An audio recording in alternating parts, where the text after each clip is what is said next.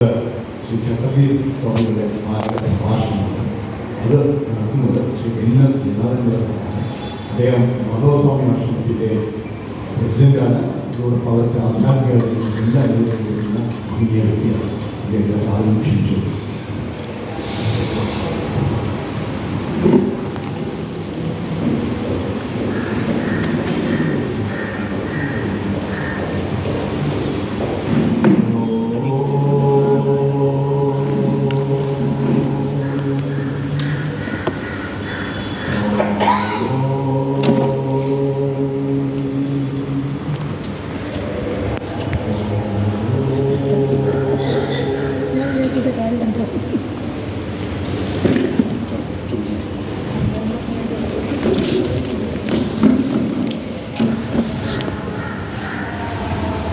सदाशिवसमारम्भां शङ्कराचार्यमध्यमाम् अस्मदाचार्यपर्यन्तां वन्दे गुरुपरम्पराम्। मूकं करोति वाचालं पङ्गुं लङ्घयते यत्कृपातमहं वन्दे परमानन्दमाधवम्। माधव श्रीपदाम्भोज मतबृन्दस्वरूपिणे लोकसङ्ग्रहकालाय माधवस्वामिने ध्यायेद्विस्तृतभालदीप्तवदनं गौरोज्ज्वलश्मश्रुतं कारुण्यामृतपूरिताब्जनयनं श्वेताम्बरं श्रीकरं चिन्मुद्रान्युतदीर्घभाव्युगणं पद्मासनस्थं गुरुं श्रीभट्टारक तीर्थपादमङ्गलं व्याधिरगं सिद्धवन्दित सर्वावतारणे सिद्धिविद्याधिराजने भट्टारकाय नमः भट्टारकाय नमः भट्टारकाय नमः भट्टारका सकलविद्याविभूतिकर चिन्तामणेश भट्टारकाय नमः। ॐ ह्रीं नमो भगवते सरस्वत्याय प्रभूणां प्रभवे श्रीविद्याधराय।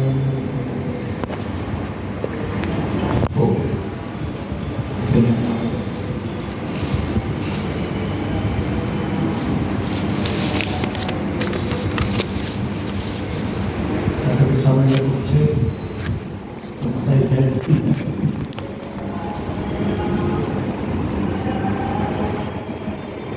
കഠിനമായ പ്രയത്നമാണ് ചെയ്തിരിക്കുന്നത്.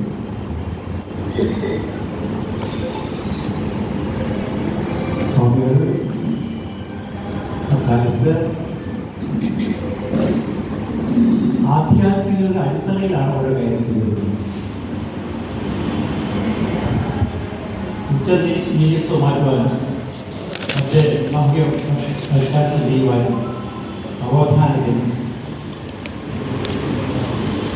എല്ലാത്തിനും ജീവകാരുണ്യത്തിനും അഹിംസാതത്വം പ്രചരിപ്പിക്കാനുമൊക്കെ ശ്രമിച്ചിരുന്നതും പ്രവർത്തിച്ചിരുന്നതും ആധ്യാത്മിക അടിത്തറയിലാണ്. ആ പ്രാധാന്യം നാം മനസ്സിലാക്കണം.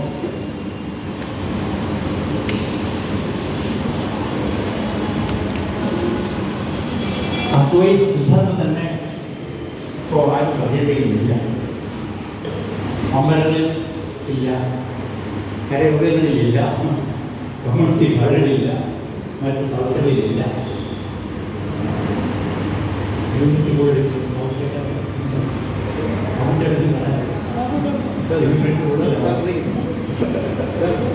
അല്ലല്ല 20 മിനിറ്റ് കഴിഞ്ഞിട്ട് 20 വരാതെ വരും.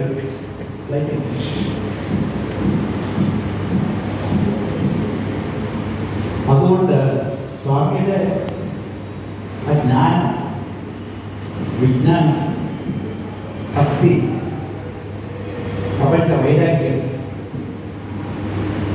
മനുഷ്യജന്മത്തിന്റെ ലക്ഷ്യം, മാർഗങ്ങൾ, ഇതൊക്കെ കൂടി നമുക്ക് തെളിയിക്കുന്നു. അതുപോലെ അദ്ദേഹത്തിൻ്റെ ബോധനം മന്ത്രങ്ങളും സന്ധികളും സിദ്ധികളും ഒക്കെ ധാരാളം നാം പറഞ്ഞു കേട്ടു. പക്ഷെ അത് കുറേയുള്ള ആധ്യാത്മിക തത്വം അതിന് പറഞ്ഞു കേൾക്കുന്നു. പ്രത്യേകിച്ച് ആശ്രമത്തിൽ നിന്ന് വന്നിരിക്കുക അത് പറയാൻ സാധിക്കും.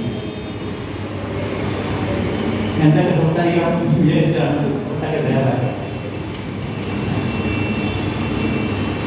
അദ്ദേഹത്തിൻ്റെ കുട്ടിക്കാലം വളരെ ബുദ്ധിമുട്ടായിരുന്നു അറിയാം. വളരെ ബുദ്ധിമുട്ടി കഷ്ടപ്പെട്ടാണ് അദ്ദേഹം ജീവിച്ചത്. അല്ലെങ്കിൽ വീടിനൊക്കെ ജീവിതം കുടുംബം നടത്തുക. ഇങ്ങനെയൊക്കെ ആണെങ്കിലും അദ്ദേഹത്തിന് ഒരു ഉള്ളിൽ ആഗ്രഹം, തൻ്റെ മനുഷ്യ ശരീരം, മനുഷ്യ ജന്മം കിട്ടിയത് ഒരു മനുഷ്യൻ ജീവിക്കാൻ മാത്രമല്ല, നാരായണനാകണമെന്ന തത്വസിദ്ധാന്തത്തിന് ഉള്ളിൽ ഉറക്കി അനുഭവങ്ങൾ കഷ്ടപ്പെട്ട് എഴുതാനാണ്. ഓരോ കാലത്ത് അദ്ദേഹം വളരെ പോയി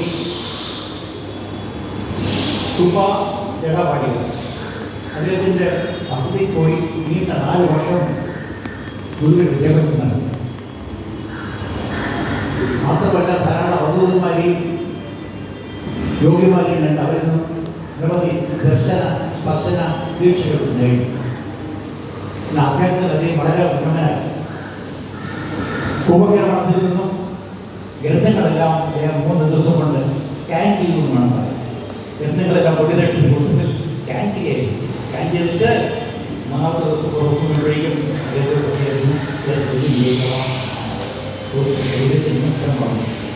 പകുതി വ്യാധ്യായെന്ന പകുതി ഇതൊക്കെ ആലോചിക്കുമ്പോൾ നമുക്ക് മനസ്സിലാക്കേണ്ടത് നമ്മുടെ ജീവിതം ഇതിനെ ചുറ്റപ്പെട്ടതാണ്. അധ്യാത്മ രാമായണത്തിൽ ശ്രീരാമചന്ദ്രൻ കൊട്ടാരത്തിൽ ജനിച്ചു. എല്ലാ വിദ്യാഭ്യാസവും ചെയ്തു. ലൗകിക വിദ്യാഭ്യാസവും അധ്യാത്മ വിദ്യാഭ്യാസവും ചെയ്തിട്ട് അദ്ദേഹം അതുകൊണ്ട് നിന്നില്ല.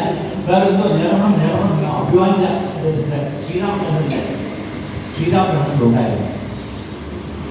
ആ അഭിമാനം നേടുവാൻ വേണ്ടിയാണ് അദ്ദേഹത്തിന് ഒരു ഗുരുവിലാക്കുന്നത്. പുറത്തുനിന്ന്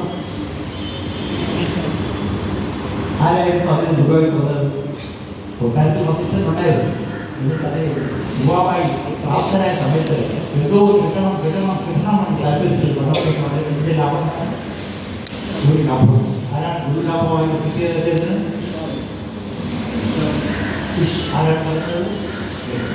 വിശ്വാസപ്രഭാഷ. ആ സന്ദർഭത്തിൽ നാം ഗുരുവിനെ അന്വേഷിച്ചുകൊണ്ട് ഇങ്ങോട്ട് വരും. കൊട്ടാരത്തിൽ ഗുരു വന്നിട്ട് ശ്രീരാമചന്ദ്രനെ വിളിച്ചുകൊണ്ട് പോയി. അറിയാമല്ലോ, ആരാട്ടത്തിൽ കണ്ണോടിച്ച് വിലയിരുത്തി ആഗ്രഹങ്ങളൊക്കെ നശിപ്പിക്കാൻ വേണ്ടി തടയുന്നു. സുഖദുഃഖത്തിന് വേണ്ടി മലയിലേക്ക് വാർന്നു. നിഷ്കാമ കർമ്മം അറിയാൻ വേണ്ടി യാഗത്തിൽ പങ്കെടുത്തു. തൻ്റെ ഉള്ളിലുള്ള ഭക്തി വളർത്താൻ വേണ്ടി അഹല്യയ്ക്ക് ശാപമൊക്കെ കൊടുത്തു. അഹല്യ കലായി കിടന്നില്ലേ? ആ കലായി കിടന്ന അഹല്യയെ അദ്ദേഹത്തിന് വളരെ സ്പർശം കൊണ്ട് അത് ശുദ്ധിയായ മുകളിലേക്ക് മാറിയില്ല. ലോകശുദ്ധിയായ അഹല്യയ്ക്ക് മാറിയില്ല. അതുകൊണ്ടാണ് അർത്ഥത്തിൽ ഭക്തി കലായി കിടക്കുകയാണ്. ഓരോരുത്തരുടെയും ഹൃദയത്തിൽ ഭക്തി കരിങ്കൽ രൂപത്തിൽ കിടക്കുക. ആ കരിങ്കലത്തിൽ രൂപത്തിൽ കിടക്കുന്ന ഭക്തിയെ ശ്രീഭഗവാനെ പാദസ്പർശം മാത്രമേ അതിനെ ഉണർത്തി വിപുലപ്പെടുത്തി ഒരു മന്ദരമായി സാധിക്കും. അതും നേടിച്ചിട്ടാണ്. ഇതിനാണ് അദ്ദേഹം വിദ്യാലയത്തിൽ പോയി വാങ്ങുമ്പോൾ ധർമ്മവിദ്യ കേൾക്കുക ഇല്ലേ? അതുപോലെ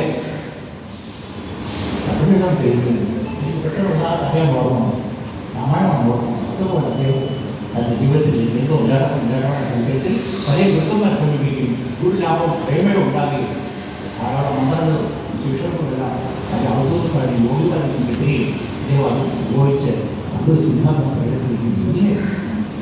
ആ അത്ര സിദ്ധാന്തത്തിൽ പിൻബലത്തിലാണ് അദ്ദേഹം ധരിക്കുന്നു. യോഗം പുറത്തുണ്ട് അവനായി കർത്താവായി ഒക്കെ പറയും അടുത്ത ആശയം. അതുപോലെ ഈ സ്വാതന്ത്ര്യമായ എല്ലാം എന്തൊക്കെ എന്ത് ചെയ്താലും ആശയങ്ങൾ അടുത്ത ഉറപ്പിക്കുകയും അത് സ്വാമിക്ക് കൊടുക്കുന്നു. നാമജരണം നാം പൂജയായി അതിനെ നമ്മുടെ അദ്ദേഹം വിവാഹി ഈ നാമങ്ങളെല്ലാം ഉച്ചരിച്ച് എല്ലാവർക്കും വിതരണം ചെയ്തു. ആ നാമങ്ങൾ എല്ലാവരും മാത്രമേ നമ്മുടെ മനസ്സ് ശുദ്ധമാകൂ. അല്ലെങ്കിൽ മനസ്സ് ശുദ്ധമാകൂ. ലജ്ജ വിട്ട് നാമം വിട്ട് എല്ലാവരും പ്രഭാതത്തിലും എല്ലാ സമയത്തും നാമം ചെയ്യും.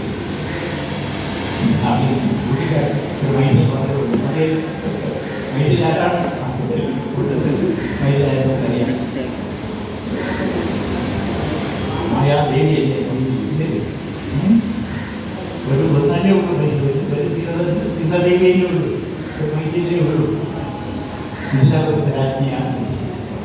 അച്ഛനമ്മയും രണ്ടുപേരുടെ അല്ലേ രണ്ടുപേരും പ്രവർത്തനം ചെയ്തിട്ടുണ്ട്. അങ്ങനെ അനുഗ്രഹിക്കപ്പെട്ട ജന്മമാണ് വൈദിക്. അതുപോലെയായിരുന്നു രണ്ടുപേരുടെ ജന്മവും. നങ്ങമ്മപിള്ളയുടെയും വാസുദേവ് ശർമ്മയും ഒരു നല്ല ജന്മം കിട്ടണമെങ്കിൽ തന്നെ പൂർവ്വകാല സുഹൃതമാണ്, ജന്മസുഹൃത്തുമാണ്. കഴിഞ്ഞ ജന്മത്തിലെ പുണ്യം കൊണ്ടാണ് ഒരു നല്ല ജന്മം കിട്ടുന്നത്. ആ ജന്മം തരാൻ തക്കവണ്ണം പ്രാപ്തിയുള്ള ഒരു അച്ഛനും അമ്മയും തേടി ആ ജീവിതത്തിലേക്ക് അങ്ങനെ കിട്ടിയത് നങ്ങമ്മപിള്ളയും വാസുദേവ് ശർമ്മയും നായകൻ നല്ലൊരു കുടുംബത്തിൽ അദ്ദേഹം കുടുംബത്തിൽ ജനിച്ചുകൊണ്ടാണ് അദ്ദേഹത്തിൻ്റെ സാഹചര്യവും സന്ദർഭവും ഒത്തുവരുന്നത്. അതുപോലെ നമുക്കും ഞാൻ ഉദാഹരണമായി കുട്ടി മാത്രമേ ഉള്ളൂ. ഈ കുട്ടി ജോലി സുഖത്തുമുണ്ട്. ചട്ടമിസ്വാമി ഭക്തന്മാരുടെ അച്ഛനും അമ്മയാണ് വെട്ടി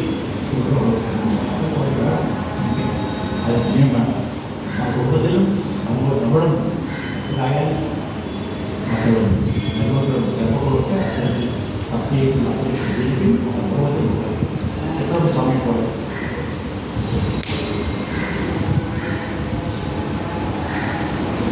പിന്നെ ഞാൻ ഓർമ്മ വേറെ കാര്യം പറയാനുള്ളത്,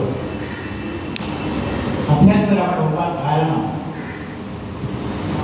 താല്പര്യ ഭാഷയുള്ളത് നിശ്ചയം അവസാനത്തിൻ്റെ തീരത്ത് സാറിൻ്റെ ബ്ലോക്കിലേക്കും ഉച്ചകൂടുന്ന ദാമ്പത്യത്തിലേക്ക് രൂപപ്പെടുന്ന പഠിക്കുന്നതിനെ കാട്ടാളൻ വ്യക്തി വ്യക്തി അദ്ദേഹത്തിന് നാവിൽ നിന്നും ഒരു ശബ്ദം പുറപ്പെടുന്നു. എന്താണ് ശബ്ദം? പ്രതിഷ്ഠാന്തോ ഭഗവശാസ്ത്രം അവധി ആ ശ്ലോകത്തിൽ രാമനോട് ഉടനെടുത്ത് അതുപോലെ നമ്മുടെ സ്വാമി ഗദ്യ സാഹിത്യ രചനയിൽ ഗദ്യ രചന പണ്ടുണ്ടായിരുന്നു. ചട്ടംശമായ കാലത്ത് മറ്റുള്ള ആരെങ്കിലും ഗദ്യ രചന നടത്തിയിരുന്നു ഇല്ല. സ്വാമിയാണ് ഈ ജനതയെ രക്ഷിക്കാൻ വേണ്ടി ഗദ്യ രചന ഇല്ലയോ ഇത്ര ഗദ്യങ്ങളൊക്കെ രചിച്ചു. അതുകൊണ്ട് അദ്ദേഹത്തിൻ്റെ തപസ്സിൻ്റെയും ഭക്തിയുടെയും പ്രപഞ്ച വൈരാഗ്യത്തിൻ്റെയും തൻ്റെ ജീവലക്ഷ്യത്തിൻ്റെയും കാര്യങ്ങൾ നാം എല്ലാവരും പറഞ്ഞ് ബോധ്യപ്പെടും. പ്രത്യേകിച്ചും അതിൻ്റെ ഉത്തരവാദിത്വം നിരീക്ഷണം ഡോക്ടർ യുവതലമുറ സ്വാമിയുടെ അനുഗ്രഹം കൊണ്ടാണ്. ഇവിടെ ആരുമില്ല, എല്ലാം ഇരിക്കുന്ന എല്ലാം പ്ലസ് സംഖ്യയാണ് 70+. നിങ്ങൾ രണ്ടുപേരും മതി. മറ്റേ വളരെ രണ്ടുപേരും ഉണ്ടായതുകൊണ്ട്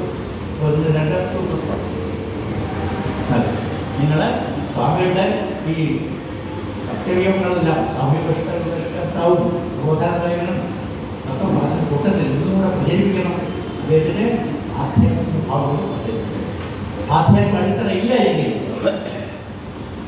എത്ര തന്നെ പ്രസംഗിക്കായിരുന്നു അവരുടെ ഉള്ളിൽ ഭക്തിഭാവം സ്വാമികൾ ജന്മനാ ജായത ശുദ്ധരൻ പറഞ്ഞു, കർമ്മണാ ജായത വിജയൻ. നമ്മൾ ജനിക്കുമ്പോൾ രാമൻ ജനിക്കുന്നില്ല. ജന്മനാ ജായത ശുദ്ധരൻ കർമ്മണാ ജായത വിജയൻ. നമ്മുടെ നിങ്ങളൊക്കെ ഇന്ന് പറയുകയാണ്, കൊച്ചു കുട്ടികളെ ഇത് പഠിക്കുന്നുണ്ട്. കർമ്മമാണ് നാം രാമൻ കർമ്മം പഠിപ്പിക്കുക, പഠിക്കുക, പഠിപ്പിക്കുക, പഠിപ്പിക്കുക. അങ്ങനെ ആത്മീയതയിലൂടെ വെളിച്ചം വീശിയ ഒരു താല്പര്യമാണ് അദ്ദേഹത്തിൻ്റെ അദ്വൈത സിദ്ധാന്തം പ്രചരിപ്പിക്കാൻ ആളില്ല, പ്രചരിപ്പിക്കുന്നില്ല. ഈ രാമായണ കാലത്ത് ഞങ്ങൾ രാമായണ തത്വം എന്ന് പറയാം എന്ന് കേട്ടിട്ട് ഞങ്ങൾ പല അവതരണത്തിൽ പല വകകളെ സമീപിക്കും. ശ്രീരാമനാര്, താടകയാര്, ശൂർപ്പണകയാര്, പ്രപഞ്ചൻ, നമ്പൂതിരിയാര്, രാവണനാര്, വിഭീഷണനാര്, ആ തത്വം പറഞ്ഞ് കൊടുക്കാൻ ഒരൊറ്റ ക്ഷേത്രമാരെ തയ്യാറായി. മുഴുവൻ ചുറ്റിയാണ് സംസ്കാരത്തിൽ ചുറ്റി വന്നിരിക്കുന്നു.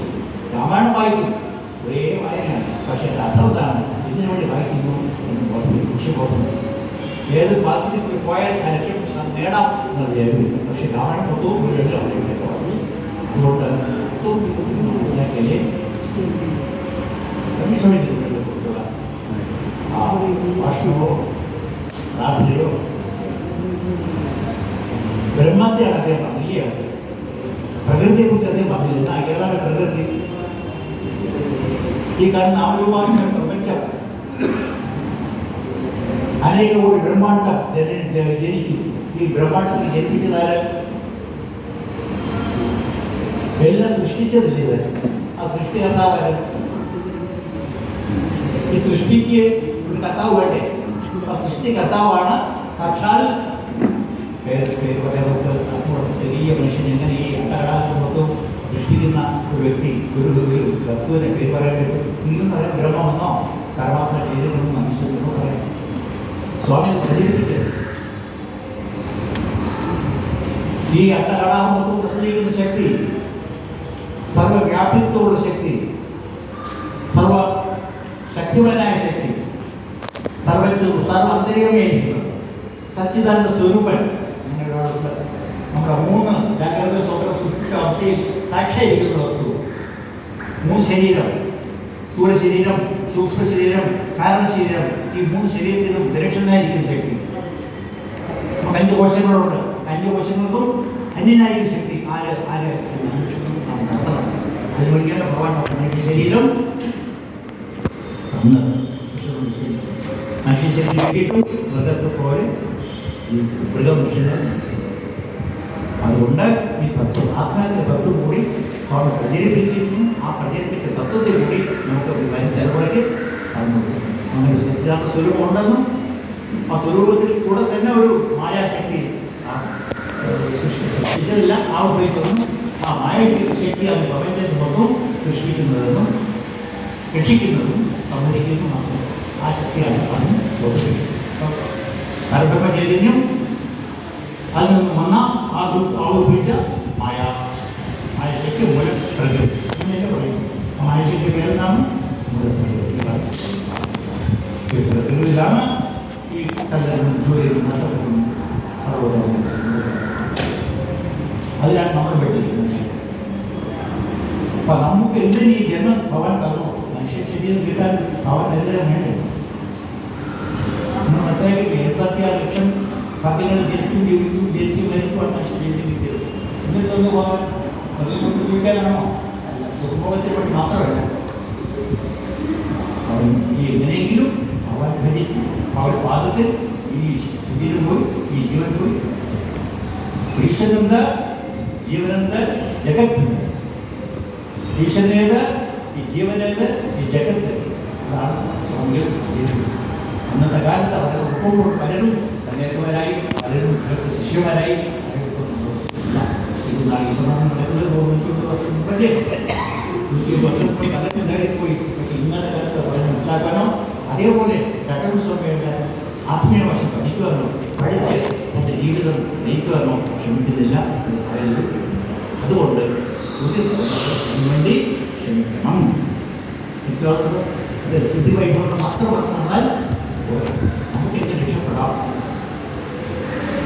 ഈ ആത്മഹത്യ തത്വം പഠിക്കുന്ന വലിയൊരു ശാസ്ത്രമല്ലേ. ആ ശാസ്ത്രം പഠിച്ച് അതിൻ്റെ ഓരോ പഠിച്ച് ഓരോ പ്രയോഗത്തിലൂടെ ഓരോ പ്രമാണത്തിലൂടെ ഇതേപോലെ അനുസ്മരണ യോഗത്തിലൂടെ പറഞ്ഞ് കേൾപ്പിച്ച് എല്ലാവർക്കും ഒന്നുമില്ലെങ്കിൽ ആ സ്വാമിയുടെ നാമമെങ്കിലും ആ ഗുരുവിൻ്റെ നാമമെങ്കിലും ആ ഗുരുവിപ്പോൾ നമ്മളെ പോലെ ഞാനിപ്പോൾ മാധവസ്വാമിയുടെ സ്മരിച്ചിട്ടാണ് തുടങ്ങിയത്. കാരണം എൻ്റെ ഗുരു മാധവസ്വാമി. പക്ഷേ ചാട്ടസ്വാമി ഇവരെല്ലാം വ്യക്തിത്വത്തോട് ജീവിതത്തിൽ കാലം കഴിഞ്ഞിട്ട് അവരുടെ സമാധിക്ക് ശേഷം അവരെല്ലാം പരബ്രഹ്മ സ്വരൂപിലേക്ക് മാറിയിരിക്കുക. പരബ്രഹ്മ സ്വരൂപികളായിട്ട് മാറി. ഈ ജീവന്മാരെല്ലാം പോയി ഭഗവാന്റെ പാദത്തിൽ ലയിച്ച് പരബ്രഹ്മ സ്വരൂപമായി മാറി. പരബ്രഹ്മ സ്വരൂപത്തിൽ നാമമില്ല, രൂപമില്ല. നാമരൂപ ഗുണദോഷ വർദ്ധിത ദേശകാല വിഷയ അതിവർത്തി അങ്ങനെ മാറിയ സ്വാമികളാണ്. ഇവർക്കിപ്പോൾ എടുത്ത് പ്രത്യേകിച്ച് അവർ ആകാശം രണ്ടകടാൻ മുട്ടും അവർ സർവ്വവ്യാപിയായിട്ടുണ്ട്, സർവശക്തമായിട്ടുണ്ട്, സർവ്വ അന്തര്യാമായിട്ട് നമ്മുടെ ഉള്ളിൽ സ്വാമിയുണ്ട്. നമ്മൾ ചെയ്തിട്ടുണ്ട് അവർക്ക് പ്രത്യേക വ്യക്തിത്വം. അവരെല്ലാം ഈശ്വരൻ തന്നെ, അവരെല്ലാം ഈശ്വരനെ നാം മുദ്രത്തിലൂടെ നമ്മ കഴിയുന്നതിൽ ഒരു മുദ്രത്തിൽ ഉകാര പ്രഥമ ശബ്ദവും മായാഗുണ സമാശവും ഉകാരച്ച അദ്വൈത ബ്രഹ്മ മായാഭ്രാന്തി മനുഷ്യന്റെ മൃഗീയ വാസ്തു നശിപ്പിച്ച് മനുഷ്യത്തോടെ മനുഷ്യനാക്കി മോക്ഷേച്ഛയ്ക്ക് മാറ്റി ആ അവസ്ഥ മോക്ഷത്തിൻ്റെ അവസ്ഥ പ്രാപിച്ച് അവരെ ലയിക്കാൻ വേണ്ടിയുള്ള തത്വം സ്വാമികളാണ് തന്നിട്ടുണ്ട്. അദ്ദേഹം നമ്മുടെ കർമ്മയുടെ മഹാഗുരു എന്നാണ്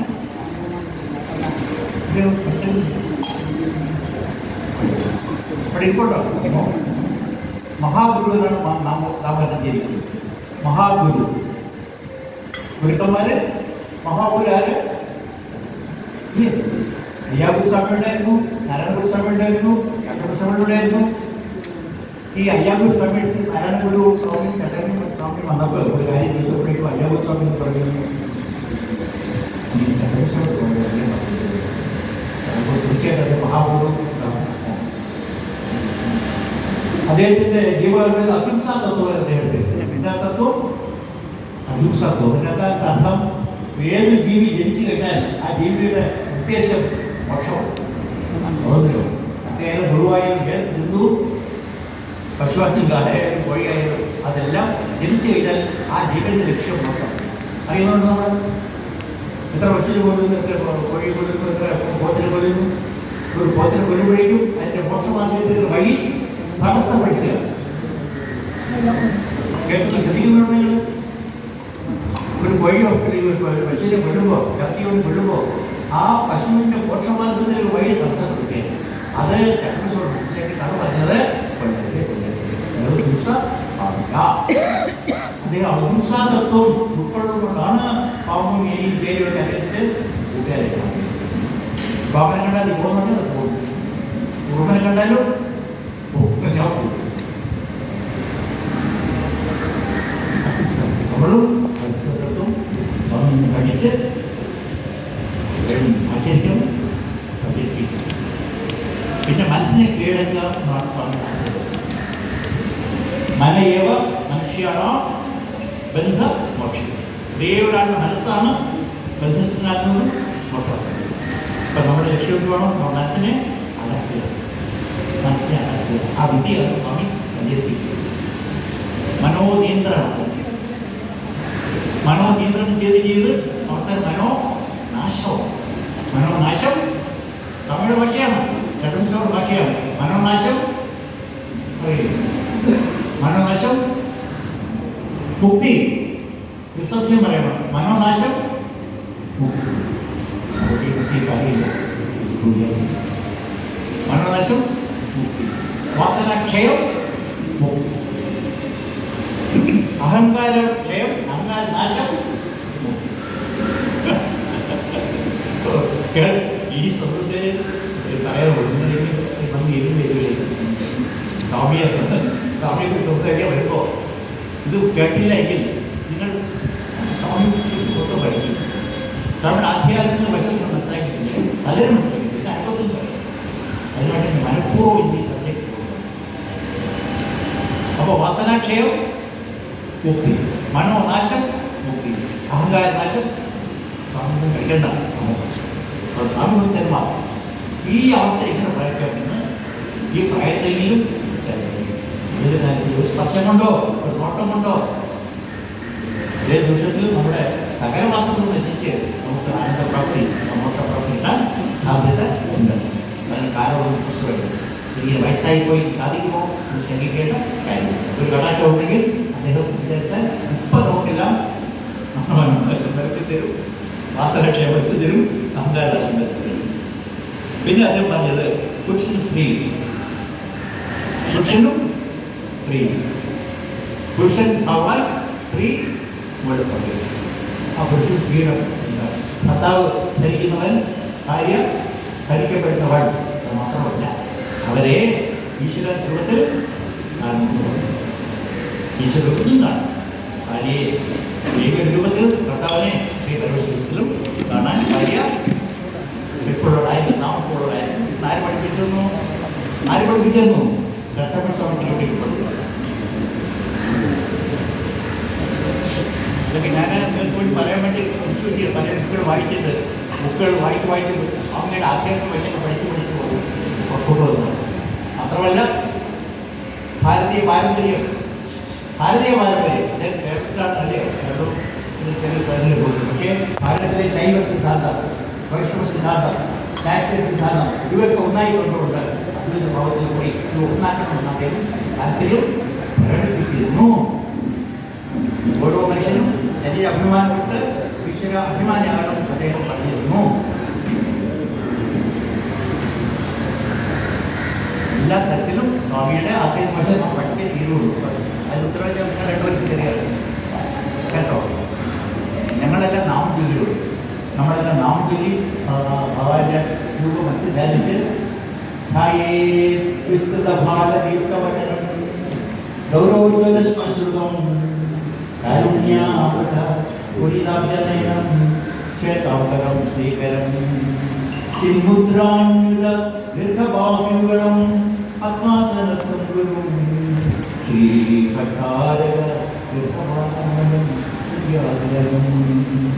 സിദ്ധവന്ദിത സർവാവതാരമേ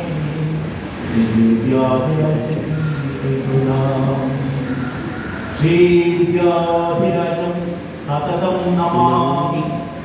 ശ്രീവിദ്യാധിരാജം മനസ്സാ സ്മരാമി. ശ്രീവിദ്യാധിരാജം സതതം ഭജാമി.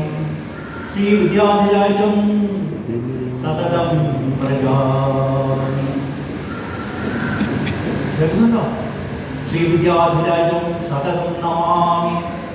ശ്രീവിദ്യാധിരാജം സതതം ഭജാമി. ശ്രീവിദ്യാധിരാജം സതതം നമാമി. ശ്രീവിദ്യാധിരാജം സതതം ഭജാമി. പ്രജാമിയുടെ ശ്രദ്ധ ടോട്ടൽ സറണ്ടർ. നീയാണ് എൻ്റെ സർവസ്വം. ഞാൻ എന്നെ ഏൽപ്പിച്ചിരിക്കുന്നു. മനസ്സാ വാചാ കർമ്മണ നിത്യം ആരാധിക്കുന്നു. എന്താണ് നമ്മൾ പറയുക? മനസ്സാ വാചാ കർമ്മണ. റിപ്പീറ്റ്. മനസ്സാ വാചാ കർമ്മണ നിത്യം ആരാധയരുന്നു. നിത്യം ആരാധയരുന്നു. ദീർഘദണ്ഡം നമസ്കൃത്യ. ദീർഘദണ്ഡം സദ്ബുദ്ധിയോ നിർലജ്ജം. നിർലജ്ജം. അമ്മയുടെ പാദത്തിൽ നമിച്ചില്ലേ എല്ലാവരും? വളരെ പ്രായ ആൾക്കാർ പോലും ലജ്ജ വിട്ട് അമ്മയുടെ പാദത്തിൽ നമിച്ചില്ലേ? എന്താണ്? അവരുടെ ശരീര അഭിമാനം സമ്മതിക്കുമോ നമിക്കാൻ? പരസ്യമായിട്ട് നമിക്കണമെങ്കിലോ ഒന്നുകൂടെ പറയാം. ശരീരം മനസ്സാ വാച കർമ്മണ നിത്യം ആരാധന. സ്വാമി ചിന്തിച്ചോളുക. നമുക്ക് അഭിവൃദ്ധിയുണ്ടാവും, കൃഷികളുണ്ടാവും, വികാസമുണ്ടാവും, രോഗവിരുദ്ധമോ എല്ലാ ദീർഘദണ്ഡ സംസ്കൃത്യ നിർലജ്ജം ഗുരുസന്നിധവും. മാത്രമല്ല ശരീരം അർത്ഥം പ്രാണഞ്ച.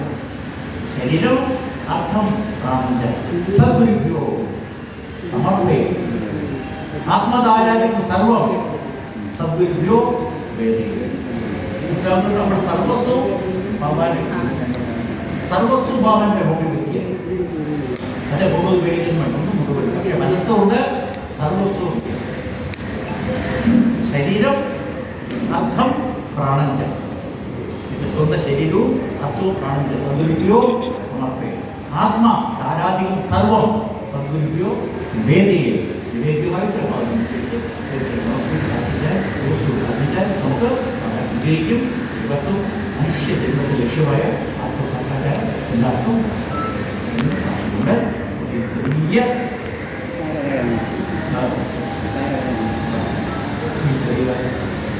അനുഷ്ഠാനം സ്വാമി എല്ലാ വാക്കുകളും സ്വാമിയുടെ വാക്കുകൾ